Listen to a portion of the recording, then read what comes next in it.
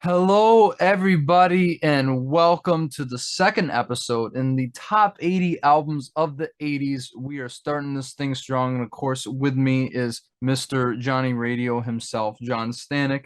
How are you today, my friend? Oh man, I'm great, dude. I'm just psyched for this list, man. Let's get to it. 70 to 61. This is gonna be a great episode, man. I'm psyched. And maybe some differing opinions, you could say, Oh, I'm and sure. maybe some controversial takes. We'll see about that. But yeah, let's not waste any more time. Let's get into it right at number 70.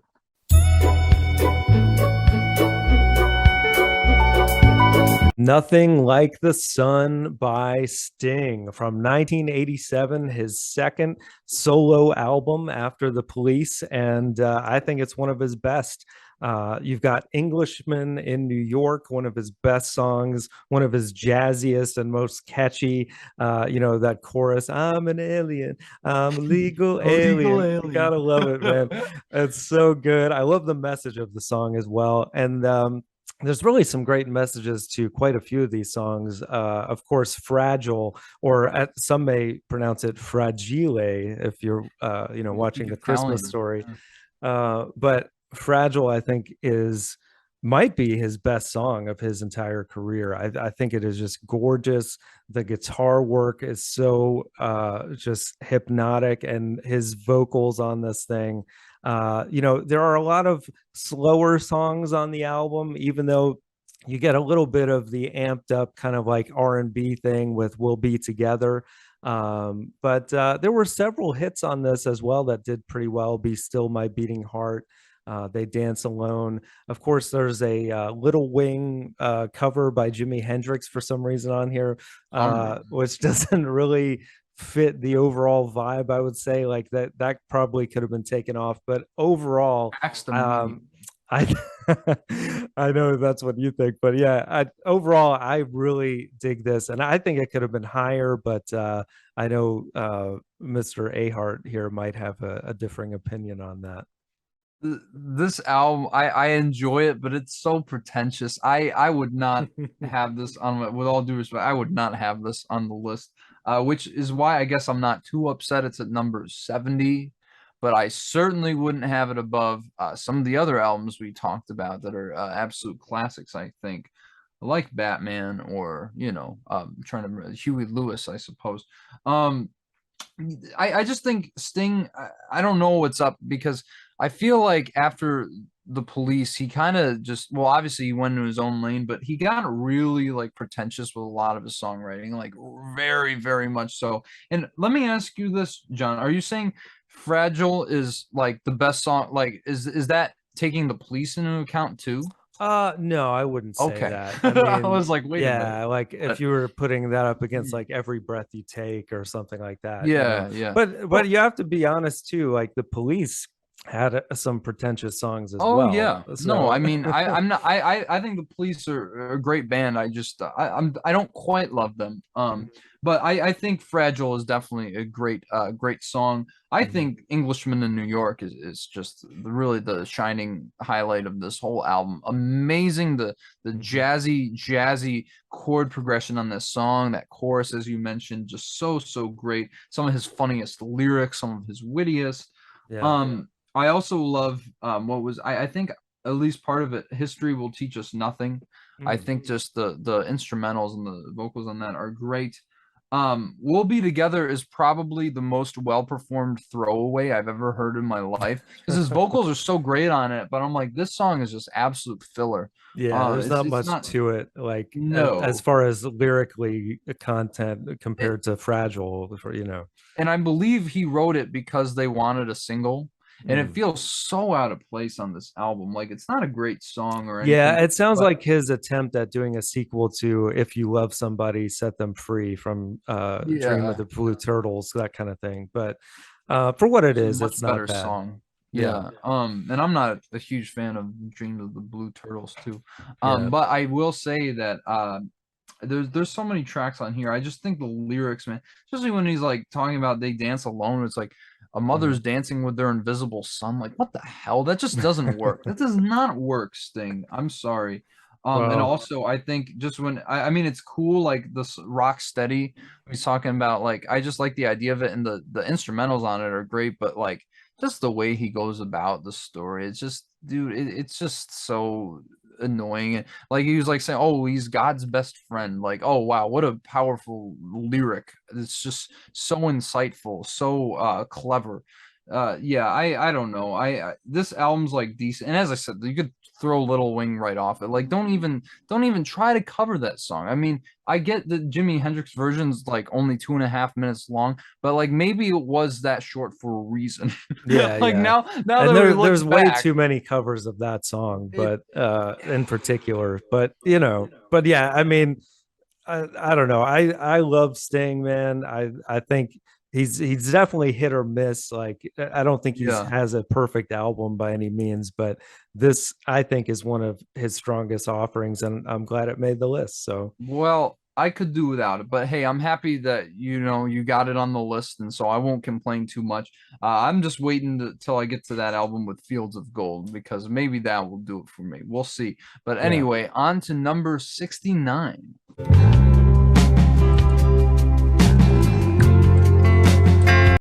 Oh Mercy by Bob Dylan. Bob Dylan is one of the few artists who's made it on every single one of these decades so far. And this is definitely the only appearance of Dylan in the 80s because the 80s was not too kind to him. But Yeah. this album is certainly the highlight from that period. And of course, the first one that he took up with producer Daniel Lanois. So I find that very interesting because I'm sure we're going to see Daniel Lanois littered all over the albums on this list. But Mhm. I certainly think that this is by far Dylan's best album of the 80s and really a slight return to form from what he was doing before. I mean, you listen to Man in the Long Black Coat, that sounds like something he would have been writing during the Blonde on Blonde era. I just think the storytelling is incredible. Obviously, the enigmatic qualities about it is just absolute classic Dylan. You got great songs like Ring Them Bells is great too. Political World, yet again, another great political statement from Dylan. I think this album kind of drops off on the second half though, and but I do enjoy the production, though some say it's a little bit too rich. I think it sounds very good. I think this is what Dylan needed, a good change of pace from the slog records that he had beforehand that aren't good at all. I mean, let's be honest, there aren't many 80s Dylan albums I would even consider like okay. But none I of any I actually consider particularly I like bad. Shot of Love. I, Actually, it's okay. I actually like it more than this one, honestly. I I I had it on my completely list. disagree. I completely I know disagree. you do, but I actually like the rawness of that one, like songs like Groom Still Waiting at the Sure. Altar and stuff. But and yeah, I'm not crazy about the production on this one, even though I love Daniel Lanois for the most part. I love his work. But I do feel like, yeah, like you said, maybe rich is kind of maybe too rich for my taste on some of I this. like it. However, I do love one of the songs from side B the most, and that would be Most of the Time. I think that's a really great ballad and something that Dylan wasn't always known for, especially in this era. But I feel like it's really heartfelt and a beautiful song. And so yeah, it's cool that Bobby Zimmerman is on here 60s, 70s, 80s, and maybe beyond. We'll see. Maybe throughout this whole thing, I think it's a possibility considering how prolific Dylan is. He could be the Um, only one that gets that I honor. honestly, I think he might be, but let's not We'll get too see. ahead of ourselves. Yes, yes. But regardless, I think that this is probably a good spot for it. This is where I had it around. It was lower on my list. Mhm. Not his best record by any means, but I certainly think that it's probably in the upper half of Dylan's discography, I would say. So yeah, Mhm. guys, that's going to take us right to number 68.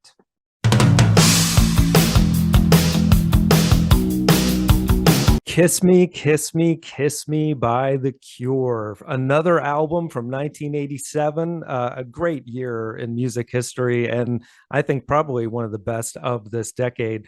But yeah, The Cure.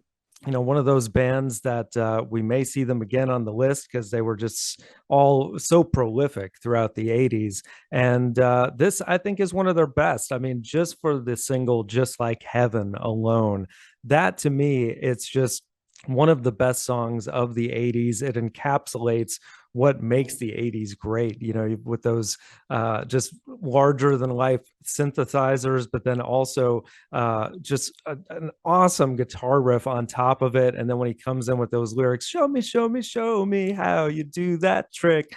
It's so good, man. And just for that song alone, but then they had, some other singles that did pretty well. Catch, Why Can't I Be You, Hot, Hot, Hot. I think overall the album has probably one too many songs. Like it could have been pared down just a tad, but I think it's very good for its time. And I'm not huge on The Cure. Some fans are like diehards, but I think that this is definitely one of their best. So good to see it here. Yeah, I've not heard this album yet, but I'm going through The Cure right now. And I'll be honest, I didn't like their album Pornography Mm-hmm. really at all. It all sounded the same. It was very, dirge-esque, and it just nothing stood out about it melodically. It Mm-hmm. hardly it wasn't memorable at all. And I'm glad it didn't make the list. I'll put it that way. But I know that was kind of like at the end of their gothic rock phase, which I assume Yeah. that they kind of like went in a different direction Yeah, after that this album. gets So I a hear. lot more poppy in general. So Okay, I so think I you'll might like it. end up. I'm hoping I end up enjoying this album because I'm certainly going to work my way through it because I know The Cure is considered one of the best bands from the '80s. I think another reason maybe I'm not huge on what Robert Smith, isn't that his name? Hmm. I'm not a huge fan on his vocals, but maybe I think once we get to this album, I think maybe if it is more popular, as you're saying, maybe more immediate, I Hmm. will be able to get behind it a little bit more. Sometimes his voice is also very low in the mix, and I don't understand what's going on. But yeah, a lot of you seem to love this album, so yeah, a good choice, and that is going to take us to number 67.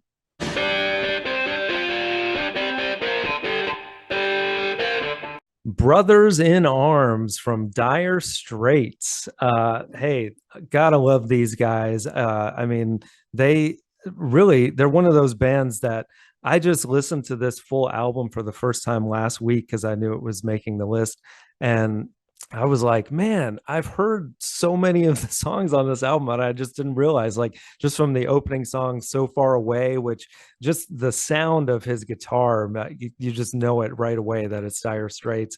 And of course, his vocals, which are kind of Dylan-esque, if you will, of Mark Knopfler. But that's so far away from me. I just love his delivery on that. Then, of course, you got the big hit, Money for Nothing, which has Sting actually singing in the beginning of the song, the I Want My MTV. And if you were brought up in the 80s, you definitely remember this music video and that iconic guitar riff. And then Walk of Life was another big hit, which a lot of people love that track. I'm not as big on that one, but the closing track on this album, the title track, is really cool. It's like 7 minutes, but it's worth it for the guitar work on it. I think is fantastic. But yeah, Dire Straits are one of those bands that I would say they're probably underrated because you don't always hear about them that often. But they had some great work, and I think this is a good choice. Yeah, I wasn't able to get to this one, unfortunately, but I have been listening to a lot of Dire Straits lately, and I'm sure that this album would have made my list if I had heard it. Um, I've heard of Money for Nothing. I haven't checked it out myself, but I'm very much looking forward to it. I was just listening to Making Movies the other day, which I think if I had heard it before this list, it would have made the list. But in some ways, considering how great I hear this album is, I'm glad it wasn't because I wouldn't probably want to put that above Mhm. um, this one in particular. But I also think that Mark Knopfler, I mean, one of the greatest guitarists ever, probably in my top 10 favorite guitarists. And just the fact that he finger picks the whole thing, like Yeah. the precision, the accuracy, everything about his guitar playing, his tone, so recognizable, just from top to bottom, one of the most immaculate guitarists we've ever seen in rock music. And yeah, sometimes his, I think on the first album, his Dylan-esque vocals kind of bother me because it's like hard to understand what he's saying. I mean, he's not much in the way of a singer, but I feel like his guitar playing and his songwriting really makes up for it. And as you said, it's like some of his delivery on some of their songs is just killer, just hysterical, very, very similar to Dylan in that sense. Yeah. But yeah, a good thing that this album is on the list because I definitely need to hear it for myself. And yeah, guys, great choice. That is going to take us to number 66.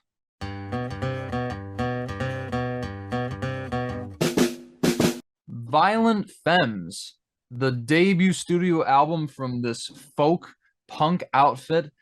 This is the thing I love about doing these lists because I had not heard this album before making this list, but man, is it good. I think it probably would have been lower on my list if I had listened to it beforehand. But I have never heard anything quite like this. This folk punk. I mean, what is that? But it's very acoustic driven, but it has that rage, that angst that you would expect from a punk group. It almost sounds like a proto version of the Strokes.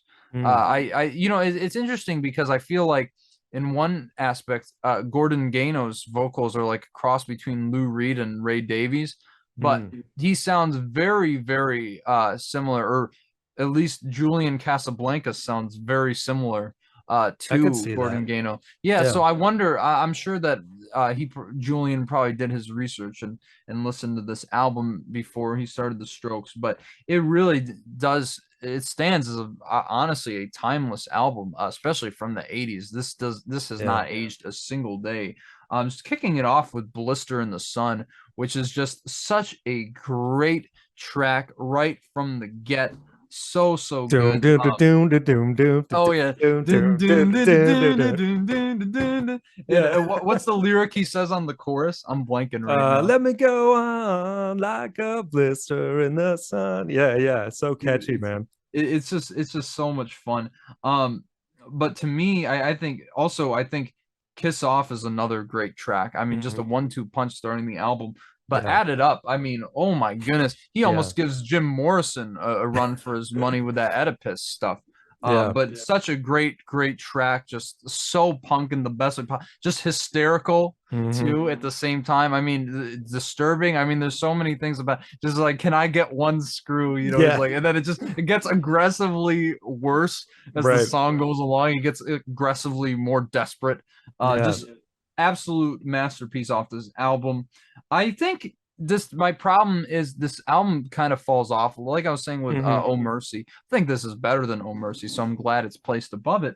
But I think it kind of drops off a little bit by the end. I do really love Gone Daddy Gone. There's like a xylophone solo that's really articulate and very, very melodic. Which I think is a great track. But overall, yeah, I think that this is such a unique album. Like you have to have it on the list, just for how unique it sounds, how timeless it sounds. As I said, I mean, really, there's nothing like Violent Femmes. Yeah, and I think definitely very influential. I mean, you mentioned the Strokes. I hear also a little bit of like Neutral Milk Hotel in their delivery as well.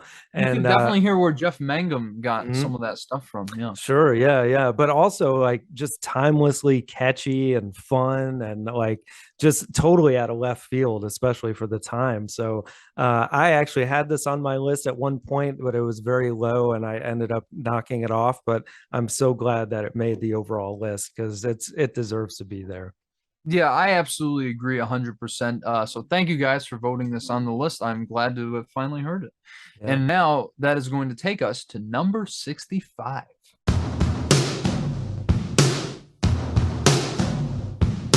Peter Gabriel, the third one, aka Melt, which was released in 1980. But honestly, I think and some people even say this is his best album.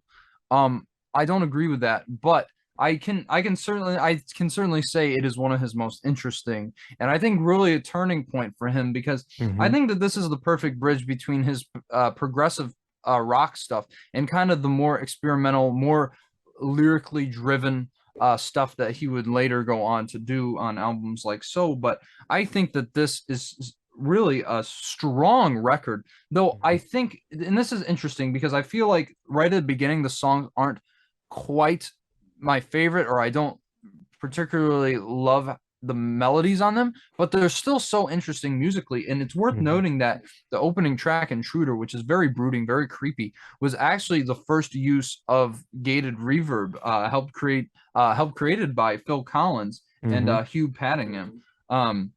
So that, I mean, alone, this album deserves to be on the list just because whether you like it or not, it's very influential to the Yeah. sound of the 80s And those alone. And drums obviously, are so heavy, man. Oh yeah. man, on And I Intruder. mean, Yeah. leave it to Phil Collins, man. I mean, and obviously he would go on to work in that his own vein as well, and further that to a greater extent in the air tonight. Hmm. But I just think once you get to Family Snapshot, this album just takes straight uphill turn. Blew my mind when I heard the song because musically it is the perfect example of progressive rock and also having some really weighty lyrics that are kind of Hmm. abstract but still are able to tell an engaging story, which I felt about a lot of the Genesis records. I didn't feel like there was a whole lot of substance there. But Yeah. here's really where he starts to expand his musical palette and going right into and Through the Wire. Obviously, we have an and in front of it to differentiate it from another song, which came later. Right. But still, such a great segue between tracks. I just love the way this album flows. Games Without Frontiers is one of his strongest political statements and a Hmm. really some powerful, insightful lyrics. Same thing with Biko, which is a song about the apartheid leader Steve Biko, which obviously there was another song written about him, which we might get to in the next decade. But this really stands out as maybe, I don't know, maybe the best song on the album. Just especially the line where I he's think it saying is. they're Yeah. yeah, like just when he's saying the two colors are black and white and only one is getting killed. I was like, oh my goodness, like really, Yeah. this is where I think he gained that lyrical finesse that I think Hmm. he would perfect even later on in his career. But man, Yeah. I just think from top to bottom, not only is the stuff that isn't particularly as memorable interesting, but I just feel like it's such a strong record from top to bottom, and it definitely made Yeah. my list. And I quite frankly think it's at a good spot.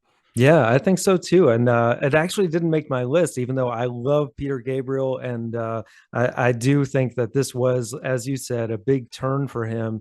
And not necessarily going more commercial, but you can No, feel no. that he's getting closer to that. Like, and Biko, I think, is the perfect example, like with that soaring chorus, like Mm. not just lyrically, but vocally, he was spreading his wings even more so on Oh, this album. And I mean, even though in his first two he had some highlights of he's always had a great voice, but I think like the 80s, man, he just like took it to another level, and this was the beginning of that. So really cool that this made the list. absolutely. And also just his use of like world music, kind of like Phil, especially on Mhm. Biko, Yeah. which obviously he would later go on to experiment with as well. But regardless, I'm glad to see it on the list, like you said, and that's going to take us to number 64. Montag, lieben, glauben, globen. Pyromania by Def Leppard. Yeah, man, we're getting some I don't know if you would call Def Leppard hair metal Oh necessarily. I yeah, think they kind of fit in that vibe, but yeah, the first one of those to make the list, so even more variety here. And yeah, this was a great record. You know, you had the song Photograph, which they still tend to close a lot of their shows with. I actually had the chance to see them not long ago and was amazed by how much they still sound exactly the same. Like Joe Elliott's voice is still great. Rick Allen, the drummer, just incredible what he's able to do with all his foot pedals. But yeah, songs like Foolin', which has some great guitar riff by Phil Collin and Steve. I can't remember the late Steve. Uh, I can't Steve say. somebody. But yeah, anyway. But yeah, I was big into Def Leppard in the late 80s, more so into Hysteria, but Rock of Ages I think is one of their best songs, period, hands down. And you gotta love it for that intro to the Gleben Glatten Globen thing. It's so ridiculous, but it's great. And yeah, it's just a really fun song that's just like all about rock and roll, just unadulterated rock. And yeah, I'm glad that this made the list, actually, even though it wasn't on mine. Wow, okay. I thought the way you're talking about it might have been. I haven't gotten to Def Leppard yet. They're a band I certainly want to get into. And I think, when you think of hair metal in the 80s, I think Van Halen and them are the two that really come up. But yeah, I'm really looking forward to hearing this now that it was voted onto the list. So I'm definitely going to check it out on my own time. And yeah, that's all I can really say about it because I haven't listened to Def Leppard. Yeah, Sorry, guys, yeah. we're getting there. But regardless, that is going to take us right to number 63.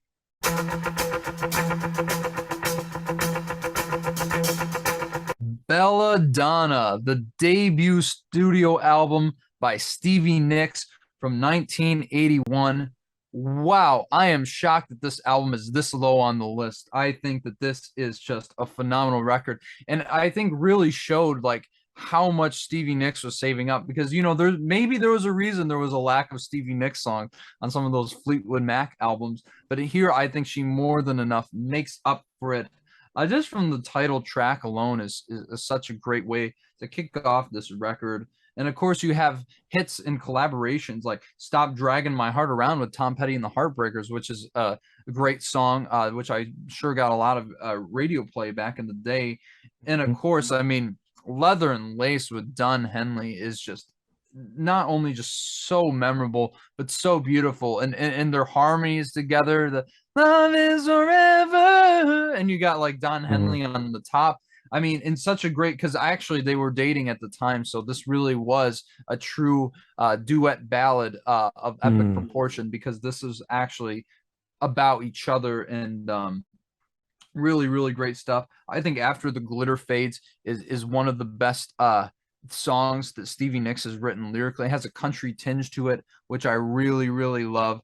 But it talks about kind of the star lifestyle and kind of like the loneliness that comes along with in the baggage and all that. It really is a great track. Of course, though, I mean, the real Titanic track on this album that everybody knows is Edge of 17. One of easily the greatest songs Stevie Nicks has ever written, and probably the best song of her entire solo career. Just like the white winged dove has got the song and got me singing. Ooh, baby, ooh, baby, ooh. I mean, it's just so catchy, and just that the guitar riff, that dun, dun, dun, dun, dun, dun, dun. I mean, it's just as soon as you hear it, you know it, even if you don't know the propulsive. song. I mean, one of the most iconic songs from the 80s, maybe one of the most iconic songs of all time. Also, I really love the Highwayman that closes this thing out, and I think you still get a lot of that lyrical I guess content about the relationship she had with Lindsey Buckingham kind of seeping through a lot of these songs. Like also Kind of Woman is another one that I think really is a standout and kind of is about that same topic. But honestly, I mean, I think this album should be way higher. It really established Stevie Nicks to such a great degree that she became the first woman to be inducted in the Rock and Roll Hall of Fame twice. And I don't think that's any easy feat. And if it's just based off on this record, I think it's easy to see why that happened. Yeah, I really like this album and really like Stevie Nicks as well. But I don't quite love it, and I think I've come to realize why, and it's probably because and by the way, I've mentioned on the 70s countdown that I'm fairly new to like being a Fleetwood Mac fan in general. And I think what I like about Stevie Nicks is my favorite vocalist out of that group, but I can only take her in doses, I think. And I don't know why it is, because I love her voice, but after a while, I'm like, I could use some Christine McVie right now. And I'm like, Sure, you know what I mean? Like switch it up. that's kind of nice. Like almost like the Beatles like had that variety of vocals. And yeah, Stevie Nicks is, I don't know, maybe it's just like that nasally voice, like kind of like the dude from the Smashing Pumpkins, Billy Corgan. I can only take so much of him, I even though I like him as Whoa. well, which I've is a never weird heard. comparison. But Yeah, I've never heard Billy Corgan get compared to Stevie Nicks in my well, entire life. oddly enough, he did do a version of Landslide. So I kind did of hear about that. you can tie them together, I guess, with that. But anyway, Yeah, I do dig. I love Edge of 17, obviously, yeah. and I do think this is at a good spot on the list. I know you think it should be higher, but Yeah, man. I just there's a lot of iconic stuff on here. I think that alone deserves a higher spot on here. yeah, But I'm not going to complain about this making a list because I yeah, was worried it wouldn't make it, and here it is. yeah, I will say a couple of her vocals get a little like when she's doing the falsetto, it gets a little out of tune, a little loss of focus there. But so I mhm. guess I can kind of see where you're coming from, but it's Stevie Nicks, man. I mean, just Yeah. one of the most iconic vocalists of all time, and I She's can't get great. enough of her. So Yeah. Oh, yeah, and speaking of great. which, Uh, Steve Clark was the guy I forgot on Def Leppard. There you I go. had to say it. But yeah. It'll get a little redemption arc there, in this one episode. All right, well, Yes. great pick, guys. Great, awesome. That's going to take us now to number 62.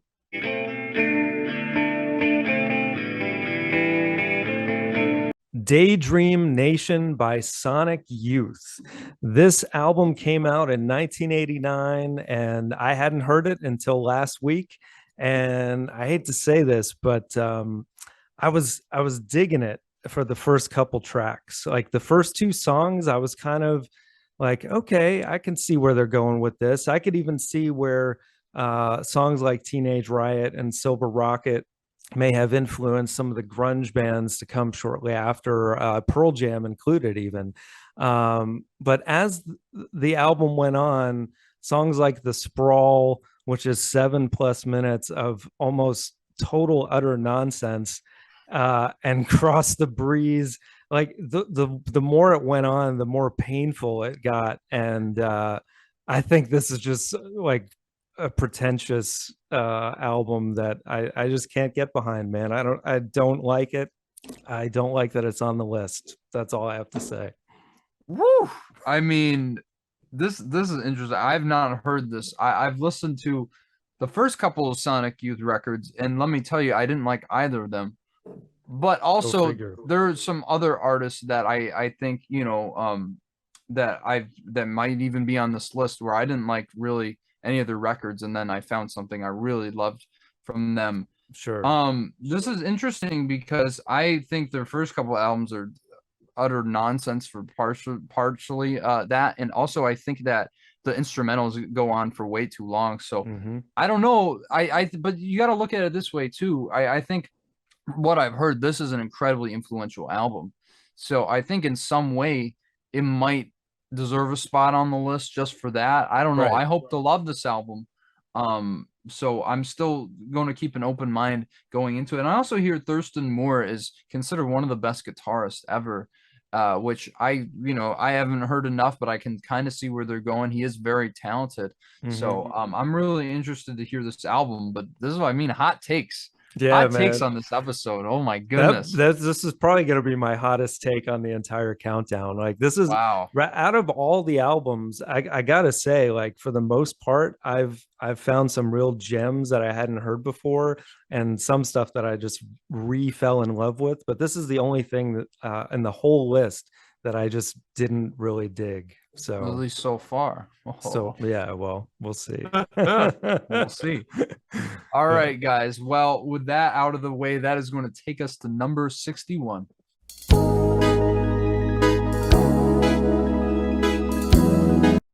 The Nightfly by Donald Fagen.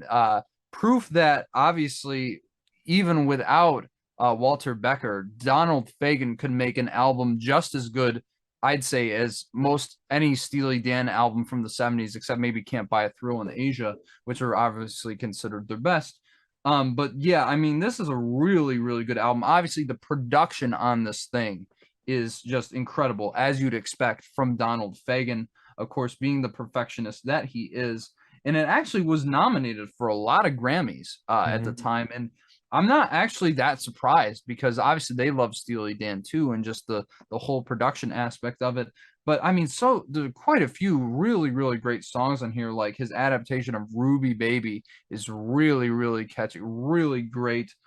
New Frontier was talking about these fallout shelters and these people going down and hiding away. Very relevant at the time, but obviously was kind of like slanted towards, because the thing that's interesting about this album that I have to mention, because one of my things with Steely Dan, I think they're a great band, don't quite love them. And I think that's because some of their lyrics are very alienating, they're very impersonal. But this really is kind of an autobiographical album from Donald Fagen, which you don't get with the Steely Dan stuff. And I think that's why I like it so much, because it was on my list, albeit slightly lower down. So honestly, I think this is a great spot. But I also really love the Goodbye Look too. Really, really strong track on this album. I don't think there's a weak song on this entire thing. Sure, it's not one that I find particularly like memorable and immediate, like off the top of my head, but when I'm listening, I'm like, this is a damn good album. So I think it's at honestly probably a perfect spot. Glad to see it on the list. It is cool to see it on the list. And, I always think of this. I'm always reminded of my late stepdad, Frank Stratton, who would always say that this was like the gold standard of production from the 80s on, like even many years into the future. And you can definitely hear why, because it's just so crisp. And, Donald Fagen's vocals. I love IGY, the opening track, that what a wonderful world this could be. It's just like, yeah, that's a great one. It's got such a great groove to it, and so yeah, I think it's cool that it made the list. It wasn't on mine, but I think I'm also not huge on Steely Dan, but I think like you said, this is definitely up there with some of their best stuff for sure. So glad to see it on here. Absolutely. And I guess that's going to round out this episode, guys. A lot of great picks, and maybe some that we might not think are as great. But still, I feel like the more we go over this list, there's more diversity to it, and I'm just Very loving eclectic, how much variety is on here. So I will give you that, guys, at the very least, until we get to more albums that I'm not huge on. And maybe John is not huge on either. But, regardless, overall, I think that this has been turning out really solid. And yeah, guys, if you like what you're seeing here, please smash that like button. Subscribe to my channel, but you got to subscribe to Johnny Radio as well. Of course, we are doing it back and forth. So if you're just jumping in, go back to the beginning first off. But please subscribe just because also he just has so much great content over there. And yeah, you're not going to want to miss it. And of course, there's going to be a lot of stuff coming up, going to try to get back on the grind here. And of course, can't wait to do the next episode. So until then, we will take it easy and we will see you guys later. Peace.